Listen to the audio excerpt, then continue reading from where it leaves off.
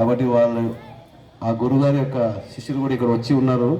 అయితే వాళ్ళని నేను చూడలేదు, కానీ మీ గురుగారు చెప్తారు, అందరూ ఆశీనులు అయ్యి శ్రద్ధగా వినండి.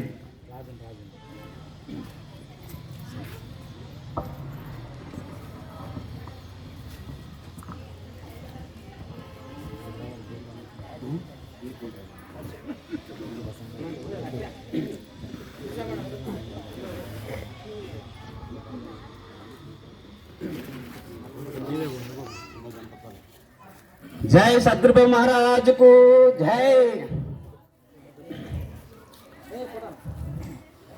गुरु ब्रह्मा गुरु विष्णु गुरुदेवो महेश्वर गुरु साक्षात् परब्रह्म तस्मै श्री गुरवे नमः। श्रीराजयोगी गुरु शिष्यं निजानन्दधीक्षितं गुडिश नरसिंह योगी नामांकितं सद्गुरुते नमो नमः।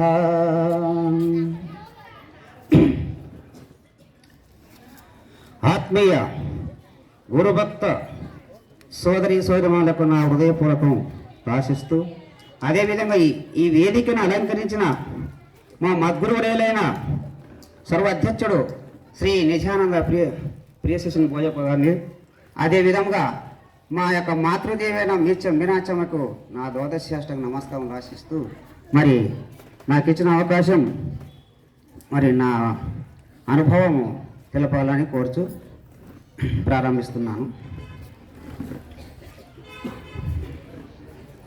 పరమాత్మ స్వరూప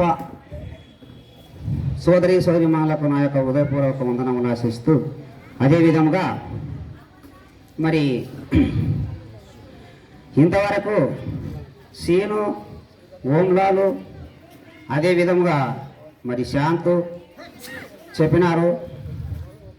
అన్నం యొక్క సూక్ష్మాంశమే మనసు, నీటి యొక్క సూక్ష్మాంశమే ప్రాణము అని కానీ చాలా విపులంగా చెప్పినారు. మరి అన్నమయ కోశం అంటే ఏమి? మరి మొట్టమొదటి అన్నమయ కోశం దాటితే ప్రాణమయ కోశం అవలీలగా పోతామని దానికి సలహా ఇచ్చినారు. అది ఏ రూపకరంగా రావాలి, అది ఎట్లా రావాలన్నప్పుడు పరమాత్మని పద్ధతి అని ఒక మాట కూడా చెప్పినారు. 84 లక్షల జీవరాశులలో మానవ జన్మ ఒక్కటి గొప్పది, మహాశ్రేష్టమైనది. ఇటువంటి జన్మ మళ్ళీ మనకి రాదు. ఎంత ప్రాధేయపడినా, ఎంత తిప్పలు పడినా, ఏమి చేసినా ఈ జన్మ మనకి రాదు. ఈ జన్మని ఎవరు పుట్టించిరి, దీన్ని ఎవరు తయారు చేసిరి అంటే వాస్తవంగా అంటే పరమాత్ముడు పుట్టించినాడు. పరమాత్మ వల్ల అయింది ఇది అని చెప్తున్నారు. పరమాత్మనికి రూపనామంలో లేవు, కరచరణములు లేవు, అస్తామస్తా ఏమీ లేవు. అటువంటి ఏమి లేని వాడు ఈయన ఎట్లా పుట్టించా? ఏ ఇంద్రియంతో పరమాత్మ నేను పుట్టించా? ఇంద్రియం లేవు మనకి లేవన్నప్పుడు మరి ఏ ఇంద్రియంతో ఈయన పుట్టించా అని సంశయము. ఒక మన మంది పరమంతరాజయ్య గారు సందేహ ఉపన్యాసంలో మనకు మాటిచ్చినారు. పరమాత్మకి ఇంద్రియం లేవు, ఇంద్రియం లేకుండా ఏ ఇంద్రియంతో నన్ను పుట్టించా అని ఒక వాగ్దానం చేసినాడు. కాబట్టి మరి మాయ వలన పుట్టి మాయ వలన పెరిగి మాయనే నశించినది. మాయకి కొంచెం సత్తా ఇచ్చినాడు. మాయకి సత్తా ఇవ్వడానికి కూడా పరమాత్మలే కావాలి కదా. అటువంటి లేనప్పుడు ఎట్లా వచ్చింది ఇది అని విచారం చేసినప్పుడు పరమాత్ముడు తన స్వస్వరూపం మర్చిపోయి తన అధోరూప పరిణామం చెంది 84 లక్షల జీవరాశుల్లో పుట్టి సచ్చి ఈ మానవ జన్మకు వచ్చి లాస్ట్కి ఈ జన్మ తప్పి వచ్చింది. ఇది తప్పి వచ్చిన దారులు ఎంకొమ్మరా, ఈ జన్మకి ఇప్పుడు తప్పిపోతే మళ్ళీ దూర కాదురా, తప్పబోకము తిప్పలు ఉన్నది, ఇప్పుడే గురు చేరు సమయం, తప్పకు మీ జనన మరణం తిప్పలైన తీరిపోవును తప్పకుండా. ఎందుకంటే 84 జీవరాశులకి అవి తల్లి గర్భం వంటి బేడికి రావడము, కళ్ళు తెరచడము, బాయిలో పడేస్తే ఎదుకుంటూ వస్తాయి.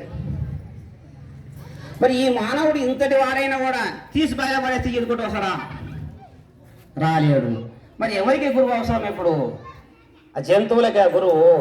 జంతువులకి ఏనాడు ఏ భయం లేకుండా పరమాత్మ ఆధీనంలో స్వగాచిత కష్టంతో బతుకున్నావు. అవి ఆ దానికి ఎలాంటి భయం లేదు. నాకు ఈ జ్వరం వచ్చింది, నాకు కడుపును వచ్చింది, నాకు మారం వచ్చింది, నాకు పోషం వచ్చింది అని ఎప్పుడైనా పరమాత్మను కోరేనా? పరమాత్మకి ఆశించనవి. మరి ఇంత తెలుసుకునే తెలివి మానవుడు ఈడేం చేస్తున్నాడు? కొంచెం ఏమైనా తలకల జమలమ్మ, మోసమ్మ, పోషమ్మ, అల్లమ్మ, మల్లమ్మ అన్ని అమ్మలు కోరుతాడు. ఇంత తెలివి ఉన్నవాడు. మరి ఈ జన్మ రావడమే గొప్పదని చెప్పు. ఈ జన్మ ఎట్లొచ్చింది, ఏ రూపకరంగా వచ్చిందని విచారం చేసినప్పుడు పరమాత్మ స్వస్వరూపం తాను మర్చిపోయి తానే అదోరూప పరిణామం చెంది తాను ఏమైనాడు? బ్రహ్మం అంటే అవ్యక్తమైనడు, అవ్యక్తం అంటే మహత్తైనడు, మహత్వం అంటే మదంకరమైనడు, మదంకరం అంటే పంచ తన్మాత్రములైనడు, పంచ తన్మాత్రం పంచమభూతములైనడు. ఎట్లయినాడు? పంచభూతం నుండి ఈ స్థూల శరీరం, పంచ ఇంద్రియం నుండి పంచ తన్మాత్ర నుండి ఇంద్రియములు, పంచశక్తుల నుంచి జీవుడు, పంచ బీజం నుంచి ప్రాణము, పంచాది దేవతల నుంచి ప్రత్యేగాత్మ ఏర్పడినాడు. ఈ అధోరూప పరిణామం చెంది ఈ ప్రకారంగా బ్రహ్మం ఏ రూపకరంగా వచ్చినాడు? అధోరూప పరిణామే ఊర్ధ్వరూపం తన స్వస్వరూపం మరిసి తన అధోరూప పరిణామం చెంది అవ్యక్తం మాతృ మదంకారం పంచదేవతలైనడు. పంచమహాభూతం, పంచమహాభూతం ఏమైంది? జగత్ అయింది. ఆ జగత్తుకి అధిపతి ఎవరంటే విరాట్. ఆ విరాట్ ఎవరంటే సూర్య భగవానుడు. వాని వలన సృష్టి తయారవుతుంది. సముద్రంలో నీళ్లు తీసుకుపోయి, చాలా ఉప్పు నీళ్ళు తీసుకుపోయి మేఘంలో పోయి చాలా శుద్ధి చేసి మనకు మంచి నీరు పంపి, ఆ మంచి నీరు వలన సృష్టి తిథి లయ విస్తీర్ణ ఆకర్షణ ఆ సూర్యుని వలన అవుతున్నాయి. కాబట్టి మరి జగత్తుకి అధిపతి ఎవరు? ఇప్పుడు విరాట్ అయిన సూర్యుడు. మరి అటువంటి వాడు ఇప్పుడు ఏ రూపకరం అయినాడు? పంచభూతం అంటే స్థూల శరీరం ఏర్పడింది. ఎట్లా ఏర్పడింది అని విచారం చేసినప్పుడు నరములు, అస్థులు, చర్మము, మాంసము, మరి ఇవేవి భూగుణములు, భూయాంశములు. ఇవి మన స్థూల శరీరానికి నరములు, అస్థులు, చర్మము, మాంసము, నగ రోమములు. అంటే ఇవి ఎట్లయినవి? అస్థులు అంటే ఎముకలు, చాలా గట్టివి. ఒక సిమేటి 4 కడ్డీలు చక్కగా పాతి దానికి సిమెంట్ వేసుకోవడం వస్తే అది సిమెంట్ నిలబడుతుంది. కడ్డీలు లేకపోతే సిమెంట్ నిలబడదు. అట్లనే ఈ అస్థులైన ఎముకలు గట్టిగా ఉన్నది కాబట్టి ఈ స్థూల శరీరం ఇంతోటి మోసుకొని ఉంది. ఈ స్థూల శరీరము మరి పంచ తన్మాత్రం నుండి ఏమి ఏర్పడినవి? ఇంద్రియాలు ఏర్పడినవి. ఏటి ఇంద్రియములు? తన్మాత్రం అంటే శబ్దము, స్పర్శ, రూపము, రసము, గంధము. దాంట్లోకి స్థూల రూపంగా ఏమైపోయినామంటే జలాంశములు ఏమంటే శుక్లము, జొల్లు, చెమట, మూత్రము, రక్తం. ఇవి చాలా ద్రవ్య పదార్థములు, సూక్ష్మాతి సూక్ష్మమైన పదార్థములు ఇవి. మరి ఇవి జలాంశములు. మరి అగ్నాంశములు ఏమైనవి? ఆకలి, దప్పిక, నిద్ర, సంగము, ఆలస్యం. ఎందుకంటే ఆకలి అనేది మన యొక్క అన్నము ఎప్పుడైతే మామూలుగా ఒక గిర్రెలో కొన్ని వడ్లేస్తే ఆ గిర్రె తిప్పితే ఆ ఒట్లు తెల్లగా బియ్యం కిందికి పడతాయి.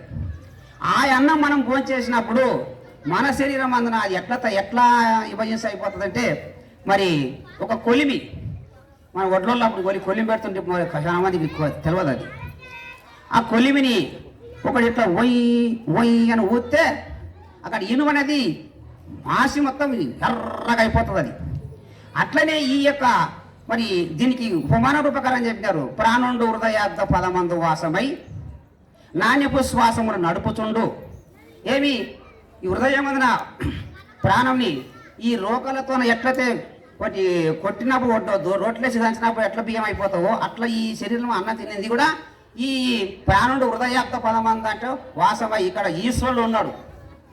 మన హృదయమందు ఈశ్వరుడు ఉండి ఈ యొక్క ఉశ్వాస నిశ్వాస రోకన్లు ఈ ప్రకారంగా దంచినప్పుడు ఈ కొవ్వు పదార్థం కూడా ద్రవ్య రూపకరంగా అయిపోతుంది అన్నమాట. ఆకలి అవుతుంది అప్పుడు. ఇది దంచలేకపోతే మనకు ఆకలి కాదు. మరి అది ఏమి? కొవ్వు పదార్థములు, కావు పదార్థములు అగ్నాంశంలో. మరి ఇంత అన్నం వేసినామంటే దూపకవుతుంది. ఎప్పుడు నీళ్ళు తాగినామంటే నిద్ర ఆటోమేటిక్గా వచ్చేస్తుంది. నిద్ర వచ్చిన తర్వాత ఆరామవుతాము, ఆలస్యం అవుతాం, మరి యథావిధిగా అవుతుంది. కాబట్టి ఈ ప్రకారం అగ్నాంశములు. వాయువాంశములు చలనము, ధావనము, కంపము, అకుంచనము, ప్రసరణము. ఏమీ చలనం అంటే వాయువు యొక్క నిజాంశమే చలనం, దాని యొక్క ప్రకారమే చలనం. ఆ వాయువు యొక్క చలనం ఎక్కువ మనం ఎక్కువ ఉరికినప్పుడు కూడా మనకి ఆ చలన రూపకరంగా మనకి చెమట వస్తుంది. మన ఎందుకు అనుకోతే చలనము, ధావనము, కంపం అంటే మరి శరీరం అంతా కంపం వచ్చినట. అకుంచనము ప్రసరణమది. మరి ఆకాశాంశంలో శోకము, కామము, క్రోధము, మోహము, భయం. ఏటి శోకం అంటే ఆకాశం ఒక నిజాంశమే శోకము, దాని ఒక నిజాంశమే శూన్యం. అది ఎట్లా శూన్యం అని విచారం చేసినప్పుడు ఒక ఊరి లోపల ఒక గేర్లను ఒక ఎవరో చనిపోయింటే ఆ చనిపోయిన కాడ మరి ఆ చనిపోయిన శవం ఏమైంది? శూన్యమైంది. అది శూన్యమైంటే అక్కడ పోయి కుషిన వాళ్ళు కూడా బంధువులు కూడా శూన్యం అయిపోయినారు. ఎవరు తలకాయ కూడా కింద అలకేసుకుంటారు కానీ తలకాయ ఎత్తి లేరు. అక్కడ ఆకాశం ఒక నిజాంశమే శూన్యము. మరి కామము, కోరిక, వాయు యొక్క నిజాంశం కామము, కోరిక. మరి ఆ కోరిక తాను కోరుకున్న ఫలంగా సిద్ధించనా సరిపా, అది సిద్ధించకపోతే ఏమవుతుంది? అది కూడా శూన్యమే. ఆ ప్రకారంగా అజ్ఞాంశం క్రోధం, ఆకాశము, శోకము, కామము, క్రోధం. క్రోధం కూడా ఎక్కువ కోపమై వచ్చినప్పుడు వారిపైన వీరిపైన తీర్చడానికి పోయినప్పుడు ఎవరు మాట వినకపోతే అప్పుడు కూడా శోకమే, అప్పుడు కూడా శూన్యమే. మరి జలాంశంలో శోకము, కామము, క్రోధము, మోహం. మోహం కూడా ఎక్కువ ప్రీతి సంపాదించుకున్నప్పుడు ఆ ప్రీతి సరిపోకపోయానుకో అక్కడ కూడా శోకమే, అక్కడ కూడా శూన్యమే. మరి భయము, ఏదో ఇట్లా పోతా ఉంటే అక్కడ సప్పుడి రాయో రప్ప సప్పుడు అయితే ఉలిక్పడి శరీరం శూన్యం అయిపోతుంది. ఇవేంటివి? పంచభూతం నుండి స్థూల శరీరం ఏర్పడినాయి విధానం ఇది. మరి ఈ స్థూల శరీరం ఏర్పడి తెలుసుకొని సూక్ష్మ శరీరానికి పోయినప్పుడు ఆకాశ పంచకం అంతరేంద్రియంలో జ్ఞానము, మనసు, బుద్ధి, చిత్తము, అహంకారం. వాయు పంచకము సమానము, వ్యానము, ఉదానం, ప్రాణం, అపానం. అగ్ని పంచకము చోత్రము, తక్కువ, చక్షు, జిహ్వ, గ్రాణము. జల పంచకము విషయేంద్రియములు శబ్దము, స్పర్శ, రూప, రసగంధము. పృథ్వీ పంచము కర్మేంద్రియములు వాక్కు, పాని, పాదము, గుహ్యము, గుదం.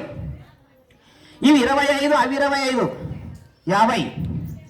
అయితే ఈ 50తో ఏ సంసారం కాదు కాబట్టి 50కి 2 కావాలా. ఏటివి? బ్రహ్మాండమైన సత్తనే ఈశ్వరుడు, పిండాండమైన సిత్తనే జీవుడు. ఇవి 2 కలిపితే 52 అక్షరం. ఈ 52 అక్షరాలతోనే ఈ ప్రపంచం ఉంది. చదువుకున్నవాడు అవే వాడతాడు, చదవని వాడు కూడా అవే వాడతాడు. కాబట్టి ఈ 52 అక్షరంతో కూడుకున్నది ఒక మన గురుమాల మంత్రం కూడా. అటువంటిది ఆ మంత్రం ఏంది? అన్ని మంత్రములు ఉత్పత్తి చేసేది అచల మంత్రమోరి. చిన్నగా ఈ గురు బోధపడిచితే తెలివి శూన్యమోరి. నీ తెలుసుకున్న తెలివే శూన్యమైనప్పుడు ఇంకా ఏడుంటావు నీవు అని విచారం చేసినప్పుడు అప్పుడు ఈ శిష్యుడు ఎట్లా ఉండాలా? ఇంతవరకు శాంతి చెప్పా. తనవన ధనములు గురువుకి వినయముగా దార వచ్చి అనమైన బోధపడిసిన గణమతి గలగా ఈ సాటి ఈ భూమిని అని చెప్పినారు. మరి దీనికి ఏమి విచారం చేసినప్పుడు ఒక ఉదాహరణ, శ్రీకృష్ణ దశావతారములో ఒకటి వామనావతారం. ఆ వామనావతారంలో బలిచక్రవర్తిని, అయ్యా రాజా నాకు 3 అడుగుల దానమి భూమి. ఏం చేస్తావు 3 అడుగుల దానము? బంగారు కొడతావా, గోపురాలు కొడతావా, ఏం కొడితే కూడా ఇది ఇస్తా కానీ ధాన్యం చేస్తావా 3 అడుగులు అంటే? కాదు, నాకు అదే అవసరము అని ఇచ్చినాడు. మరి సరేలే తీసుకోపో అంటే ఒక వారంకి వచ్చినాడు. వచ్చి అయ్యా నేను చెప్పిన మాట నాకు ఇయ్య అంటే తీసుకో అన్నాడు. ఒక అడుగు భూమి కాడుకు మొత్తం వేసినాడు. భూమి ఎలా కలిస్తే ఒక అడుగు అయింది. మరి ఇంకొక అడుగు ఆకాశంగా అయింది. మరి ఇంకొక అడుగు ఆడేలా ఎవరికి వెళ్ళినప్పుడు కొందరు అంటారు వాడు నెత్తి మీద పెడితే పాతాలకు పోతారంటారు. నెత్తి మీద పెట్టుకునేవాడు భూమి ఏమోడు, పెట్టేతాడు కూడా భూమిలో ఉండడు. ఎట్లా దీనికి 2 అడుగుల కాడికి ముగిసిపోయింది. దానికి కొద్ది ఉపమానం ఇస్తారు పెద్దలు. ఒక కాలికి ముళ్ళు ఎరిగింది. మరి ఇంకొక ముళ్ళు తీసుకొని ఆ ముళ్ళును తీయాలని కష్టపడి కదలకుండా ముళ్ళు తీసేసినాం. ఆ ముళ్ళుని తీసిన తర్వాత మంచి చేసింది ఆ ముళ్ళని మంచి ముళ్ళని జవులేసుకున్నామా 2 పడేసినామా? అట్లా పిండాండమందు జీవుడు, బ్రహ్మాండమందు ఈశ్వరుడు, ఇవి 2 4 కూడి అఖండమ్మకు ఎరక రూపగనరా మా తండ్రి, ఇది తెలిపిన గనుడేరా తల్లి తండ్రి. మరి ఈ తల్లి తండ్రి ఇంత మాత్రం చెప్పిన వాడిని మనం ఎట్లా ఉండాలంటే అనువున నిమిషం తప్పకుండా వెనకకి రామనామం నింపుకునేవాడు హనుమంతుడు. అటువంటి వాడు ఈ గురువుని చేరి గురుమూర్తి వలన ప్రేమ కలిగి ఆ ప్రకారంగా ఉంటే ఈయనకి ఏ రూపకన్నా ఓ రూపకరంగా వచ్చి ప్రత్యేకంగా అందించిపోతాడు ఆ గురుమూర్తి గారు, కరుణామూర్తి. అటువంటి గురుని చేరిన మనం ఎట్లుండాలా, ఏ రూపకారం ఉండాలా? పొద్దున నిద్ర మేల్కొని ఒత్తికి ఏ తెంచి గురుండి వక్రజనితమవు శుద్ధులు మట్టి ఈయనమా ఏ పొద్దు ముద్దు సొమ్మి నీవు పుట్టినందుకు గురుపాదం పట్టినందుకు నిద్దామవు భక్తి నీవిట్టు చేసి దిద్ది తెరువు చూపుతాడు గురుమూర్తి. ఏం తెరువు చూపుతాడు? అఖండపడి ఎరక ఎట్లుందని చెప్పినప్పుడు దానికి చెప్తాడు ఒకటి, స్థూల శరీరము మలినతో కూడుకున్నది, మళ్ళప్పుడు ఎరక మలి రూపకరం కూడుకున్నది. మరి దీన్ని కాపాడేది ఏమిటి? సూక్ష్మ శరీరం అంటే ఏమిటిది? ప్రాణం. కారణ శరీరం అంటే మనసు. ఈ 3 తనములు మరుపు, 4వది ఎరక, అదే జ్ఞానము. అటువంటి జ్ఞానాన్ని తెలుసుకొని జ్ఞానాతీతమైన పరిపూర్ణ పరభావ్యము గురుమూర్తి ధారణ స్వజ్ఞ చేసుకొని మరి అప్పుడో కాదు జన్మ ఇప్పుడే జన్మ చేసుకోవాలని కోరుతూ ఈ ఉపన్యాసం ముగిస్తున్నాను. జై సద్గురు బ్రహ్మరాజుకు జై.